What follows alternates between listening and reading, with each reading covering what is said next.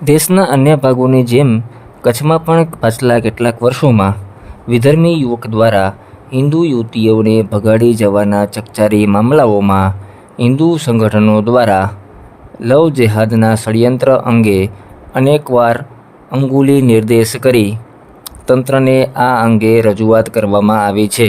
ચોક્કસથી આ વિષય છે તે તપાસ માંગી લે તેવો છે અને ઘણા બધા કિસ્સાઓમાં યુવતીઓ રાજી ખુશીથી લગ્ન કરી ગઈ હોવાના મામલાઓ પણ સામે આવ્યા છે.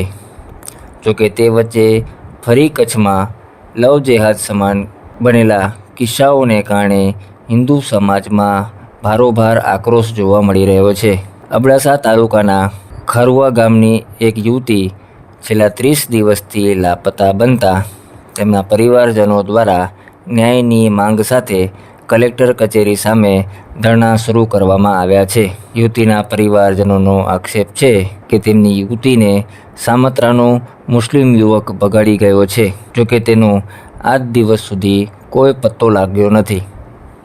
આ વિરોધ વચ્ચે આજે હિન્દુ સંગઠનોએ અબડાસાના આ પરિવારને ટેકો આપી ભુજમાં એક વિશાળ રેલીનું આયોજન કરી રેલી સ્વરૂપે કલેક્ટરને આવેદનપત્ર આપ્યું હતું અને સાથે સાથે આ યુવતીની ભાળ મેળવી તેના પરિવારને મળાવવામાં આવે તેવી માંગ કરવામાં આવી હતી. સાથે સાથે આવા બનાવોમાં તાત્કાલિક ઊભા થઈ ગયેલા દસ્તાવેજો અંગે ઊંડાણપૂર્વકની તપાસ કરવામાં આવે તેવી પણ માંગ કરવામાં આવી હતી. જોકે માત્ર આ બનાવો નહીં પરંતુ આ ઉપરાંત પણ હિન્દુ સંગઠનોએ રજૂઆત કરી હતી કે કચ્છમાં આવી અનેક દીકરીઓ છે જે અચાનક ગુમ થઈ ગઈ છે અને આવા મામલાઓ પાછળ કોઈ ચોક્કસ ષડયંત્ર હોઈ શકે તેવી શંકા છે, જે બાબતે યોગ્ય તપાસ કરવામાં આવે. હિન્દુ સમાજના આગેવાનોએ સ્થાનિક તંત્રના સરહદી જિલ્લાઓમાં આવા વલણ પ્રત્યે પણ આક્રોશ દર્શાવ્યો હતો અને તંત્રની કામગીરીથી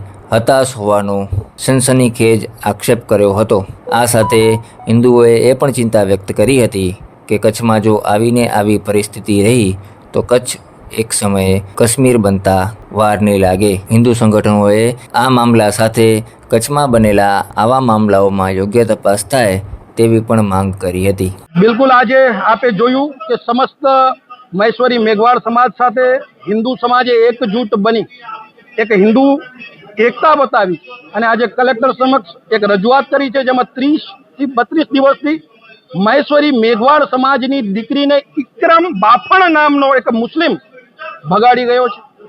એની સાથે એ એવું કહે છે કે એણે લગ્ન કરી લીધા છે, એનો ધર્મ પરિવર્તન કરાવ્યો છે. ત્યારે આ બાબતે અમે કલેક્ટર સાહેબને રજૂઆત કરી છે કે આની પાછળ જે શક્તિઓ છે એનો પર્દાફાશ થાય અને હિન્દુ દીકરીઓને ષડયંત્ર પૂર્વક યોજનાબદ્ધ રીતે જે રીતે ભગાડવામાં આવે છે એના ઉપર રોક લાગે અને વિધાનસભામાં એવો કાયદો બને જેનાથી આ લવ જેહાદ જેવું દૂષણ છે કાયમી માટે દમાઈ જાય અને ત્યાં કચ્છ કાશ્મીર બનશે એવો વિષય અમે આજે કલેક્ટર સમક્ષ મૂક્યો છે. આ એક ઘટના સિવાય આજે બીજી 4 ઘટનાઓ સામે આવી, જેમાં કોકની દીકરી 2 મહિનાથી, કોકની 4 મહિનાથી, કોકની પત્ની અને એની 8 વર્ષની દીકરી છેલ્લા 2 વર્ષથી ગુમ છે.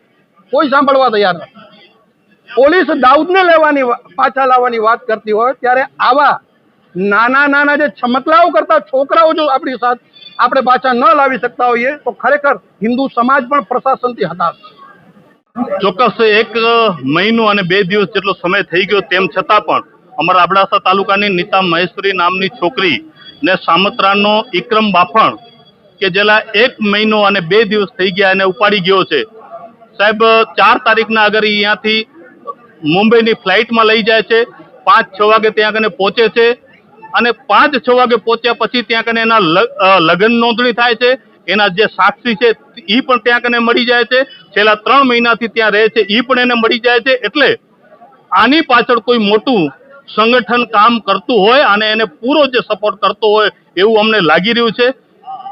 આધુનિક અને ડાયનામિક પોલીસને પણ એનું લોકેશન ન મળે એટલે આ પણ એક ગંભીર પ્રશ્ન છે કે જે ચમરબંધીને પણ ગમે ત્યાંથી પાતાળમાં કાઢી નાખતી હોય પોલીસ, છતાં પણ 1 મહિનો અને 2 દિવસ જેટલો સમય થઈ ગયો તેમ છતાં પણ ન એનો કોઈ લોકેશન ટ્રેસ થયો, ન એનો કોઈ ફોન રેકોર્ડ ટ્રેસ થયા કે એને કોણે સપોર્ટ કર્યો છે, એને કોણે પનાહ દીધી છે એ પણ આ પોલીસને ખબર ન પડી. એટલે અમારી માંગ છે, છેલ્લા 2 દિવસથી એનો પરિવાર અહીંયા જિલ્લા કલેક્ટર કચેરીની સામે ધરણા ઉપર બેઠા છે. આજે અમે રેલી કરીને સમસ્ત મેઘવાળ સમાજ અને સમસ્ત કચ્છ હિન્દુ સમાજ દ્વારા જિલ્લા કલેક્ટર સાહેબને અને એસપી સાહેબને અમે રજૂઆત કરી છે. કાલથી આ પરિવાર અન્નનો ત્યાગ કરી, પાણીનો ત્યાગ કરી અને જિલ્લા કલેક્ટર કચેરીની સામે બેસશે. અમારી માંગ છે કે આ દીકરી ગમે ત્યાં હોય એક વખત આ પરિવારને હાજર કરવો જોઈએ અને જે એના ખોટા ઉપજાવી લગ્ન સંબંધિત જે એના રેકોર્ડ છે એની તપાસ કરવી જોઈએ અને એના માટે એક સીટની રચના કરી અને ત્યાં સુધી આ દીકરી પોલીસની કસ્ટડીમાં અથવા તો મહિલા કેન્દ્રમાં રાખવામાં આવે એવી પરિવારની અને અમારી સમાજની આખી માંગ છે.